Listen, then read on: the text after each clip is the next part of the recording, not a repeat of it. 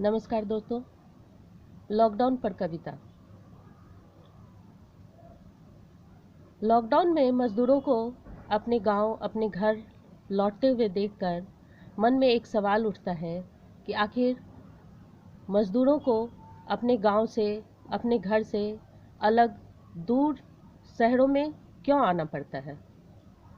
इसी प्रश्न को उभारती हुई अरुण चंद्र राय की एक कविता प्रश्नकाल।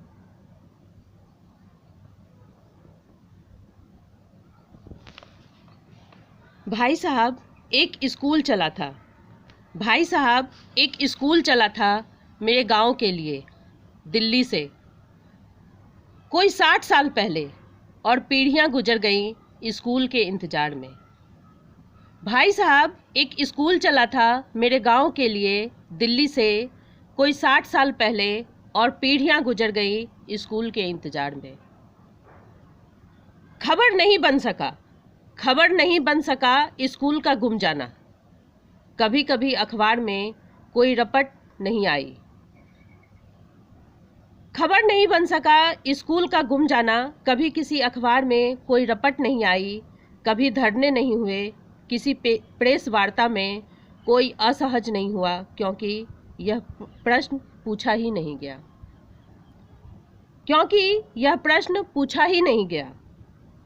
यही नहीं भाई साहब, एक अस्पताल भी चला था मेरी गांव की ओर, और सुना है अभी भी वो रास्ते में है। एक अस्पताल भी चला था मेरी गांव की ओर, और सुना है अभी भी वो रास्ते में ही है। लेकिन इन 60 सालों में मेरी 1000 बहनें जचगी के दौरान पहुंच गई ऊपर, लेकिन नहीं पहुंच सका अस्पताल मेरे गांव में। एक अस्पताल भी चला था मेरे गांव की ओर, और सुना है अभी भी वह रास्ते में है। लेकिन इन 60 सालों में मेरी 1000 बहनें जचगी के दौरान पहुंच गई ऊपर, लेकिन नहीं पहुंच सका अस्पताल मेरे गांव। न तो अस्पताल का नहीं पहुंचना खबर बन सका, और न ही मेरी बहनों की मौत। न तो अस्पताल का नहीं पहुंचना खबर न बन सका, और न ही मेरी बहनों की मौत। कभी किसी पत्रकार ने नहीं उछाला जूता, किसी मंत्री, सांसद, विधायक, कलेक्टर के आगे। न ही इस पर हुआ कभी संसद में वॉकआउट। कभी किसी पत्रकार ने नहीं उछाला जूता, किसी मंत्री, सांसद, विधायक, कलेक्टर के आगे।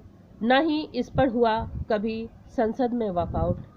न ही कभी पूछा गया संसद में कोई प्रश्न।